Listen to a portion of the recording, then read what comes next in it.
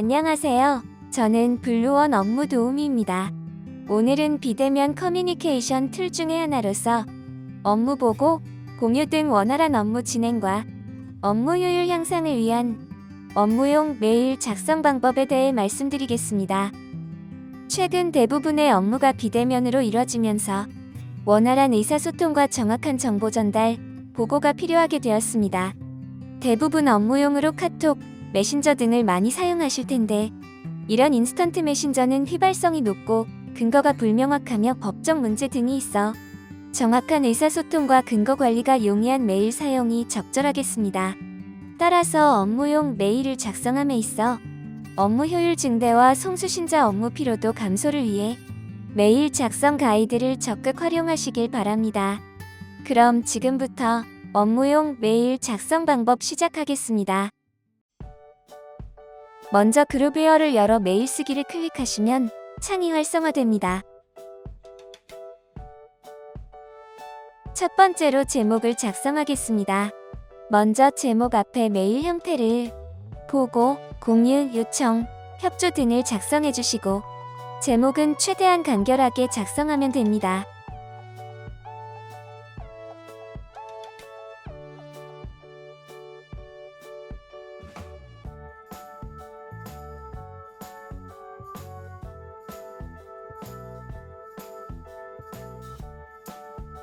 두 번째로 본문 작성입니다.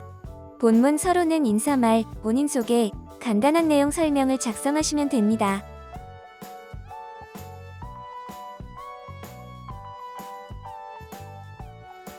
본론에는 보고 내용을 작성하시는데 최대한 간결하고 명확하게 개조식으로 작성하시고 가독성이 좋은 표 등을 활용하면 깔끔하게 정리가 됩니다. 본론 내용은 자의 형식으로 일반적인 보고서 작성과 동일하게 작성하시면 되겠습니다.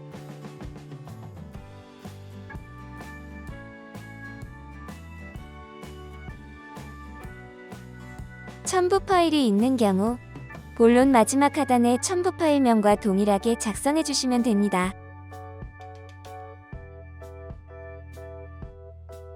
본론 마지막에 맺은 말은 향후 진행사항이나 예정사항과 인사말 등을 작성하시면 됩니다.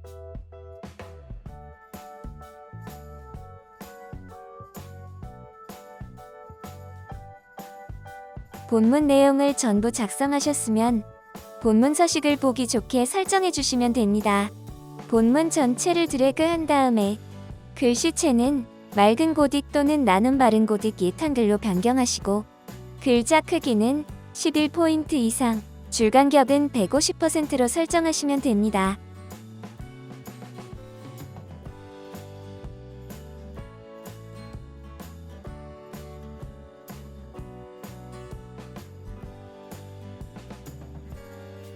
그리고 핵심 단어나 중요한 내용, 강조하고 싶은 경우 밑줄, 진하게, 글자 색상, 하이라이트 등을 활용하시면 좋습니다.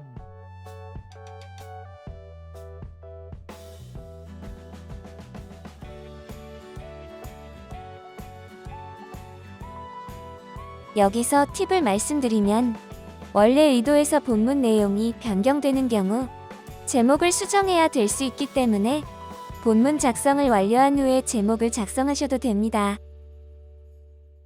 다음은 첨부 파일 추가입니다. 첨부 파일은 화살표를 클릭해서 박스에 파일을 드래그하셔도 되며 파일 첨부를 클릭하여 파일을 찾아서 업로드하셔도 됩니다.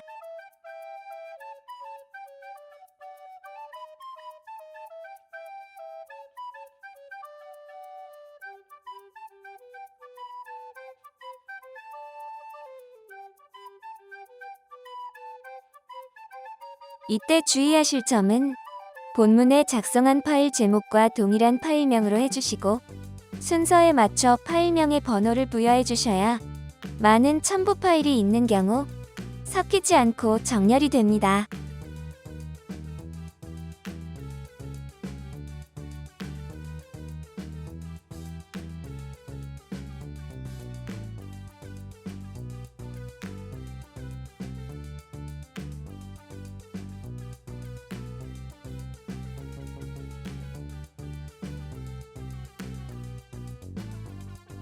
마지막으로 수신자 지정입니다. 직원의 경우 받는 사람의 이름을 적고 엔터를 누르시면 입력이 됩니다. 받는 사람은 어떤 형태로든 의사, 의견을 회신해 주어야 되는 사람을 선정하시면 됩니다. 그리고 참조는 업무 파악, 공유 등 말 그대로 참조하고는 있어야 되는 사람으로 꼭 회신하지 않아도 되는 사람을 지정하면 됩니다. 참조 글씨 옆에 화살표를 클릭하면 숨은 참조가 활성화됩니다. 받는 사람과 참조자가 모르도록 하고 숨은 참조에게 공유하고 싶은 경우 활용하시면 됩니다.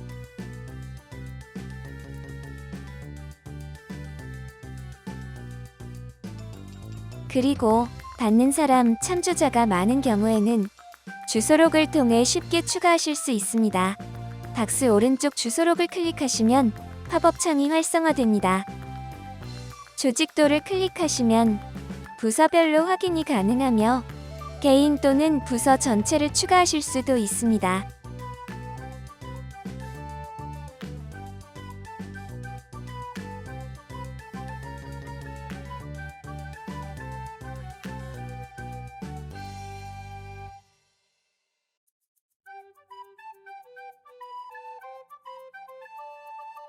여기서 주의하실 점은 수신자의 경우 가장 마지막에 입력하셔야 발송을 하지 않고 받아야 되는 대상자를 빼먹지 않을 수 있습니다.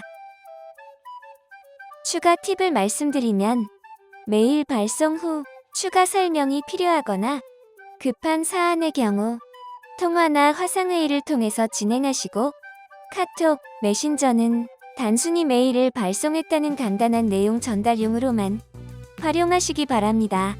그리고 업무 외 시간에 발송하는 경우 예약 발송을 활용하시고 수신 확인, 개별 전송, 중요 보안 메일 등을 적절히 활용하시면 되겠습니다.